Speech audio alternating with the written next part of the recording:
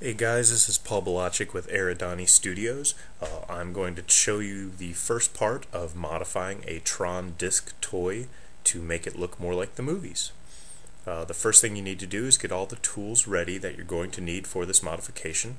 You'll need a Phillips head screwdriver, you'll need needle nose pliers and wire cutters, you'll need an adjustable wire stripper, a soldering iron and solder,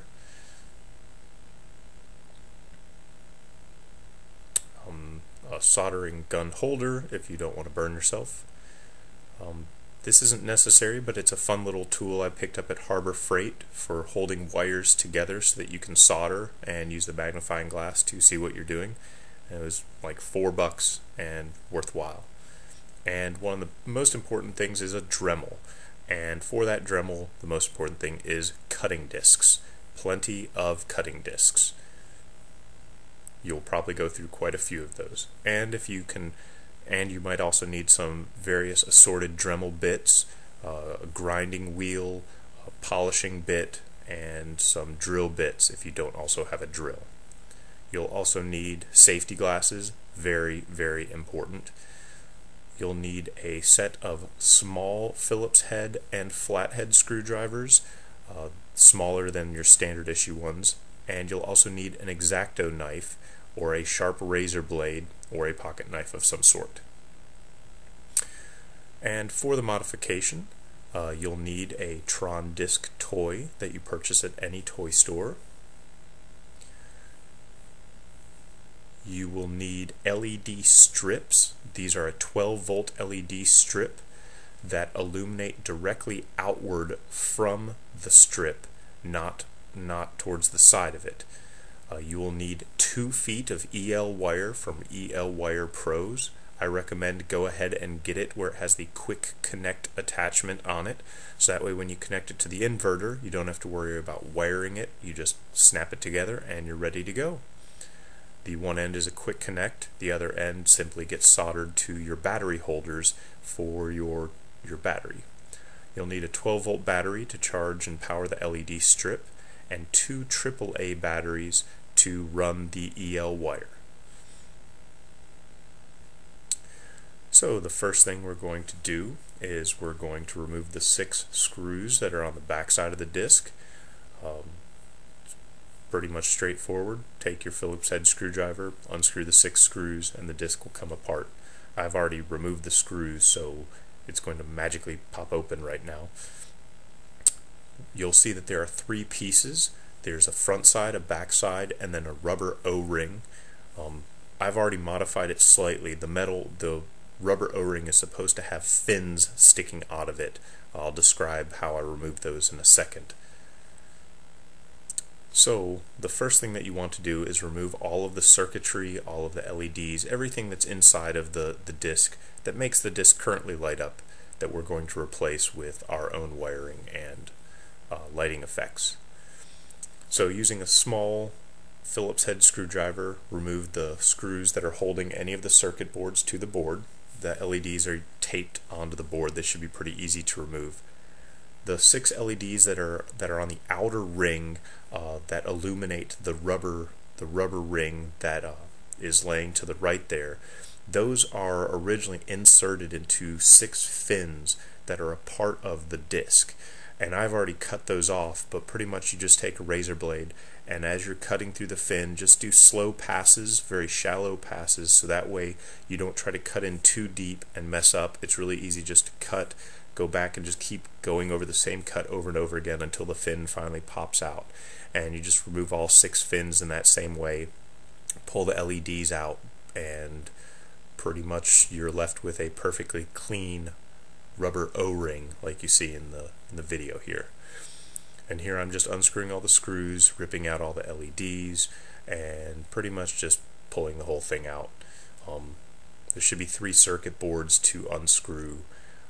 The main control board, the sound board which has the speaker attached to it, and then a small board with a single resistor on it. And once you pull all of that stuff out, cut the wires holding it onto the battery pack and just take the whole thing and toss it. You won't need any of those anymore.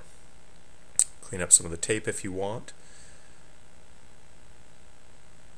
And if you want to keep the LEDs, you can use them for other projects. I saved mine from all the discs I've modded, and I have now a giant stack of LEDs. You can save that. That's the switch. If you want to reuse that, you don't have to, but it's something you might want to save onto. And so there you go. You have a perfectly clean backside. The next process is going to be to Dremel a channel along the outside edge so that the LED strip can sit flush against the rubber O-ring that runs around the disc. And in order to do that, you need to use a Dremel and one of your cutting discs, and you need to cut through all of the plastic bits and pegs and everything else that's in your way, and make a decent sized channel so that way the LED strip will fit in there flush. And between the last shot and this shot, I Dremeled everything. Make sure you wear safety glasses when you're Dremeling. Bits of plastic will fly everywhere.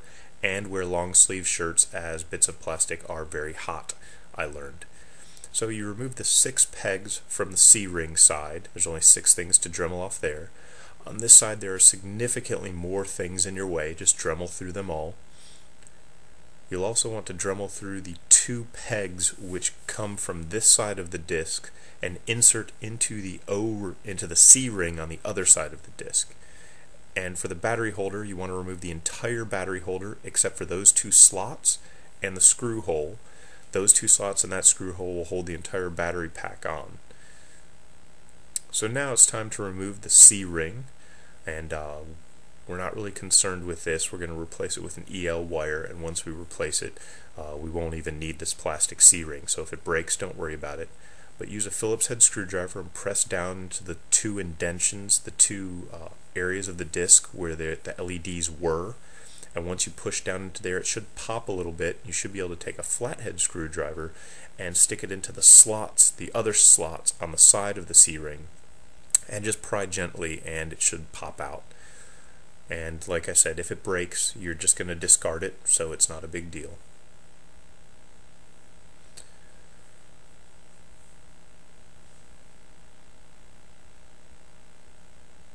So we just press down, get it to pop up, and grab it, and just pry. And you're going to see it snap into 3 pieces right here. And the placement of the snaps, it breaks in a really easy spot. Because of the way it breaks, all you need, don't pick up the, don't use the needle nose pliers. That was foolish. Take a Phillips head screwdriver and just flip the disc over and press it down. Press down into that slot, and the little pieces should pop right out like that. And the other side should pop out the same way. Just push down a little bit, and there you go. And those pieces can be thrown away. And pretty much our disc is now ready to mount the LED strips and the EL wire, and we'll be doing that in the second part of the video.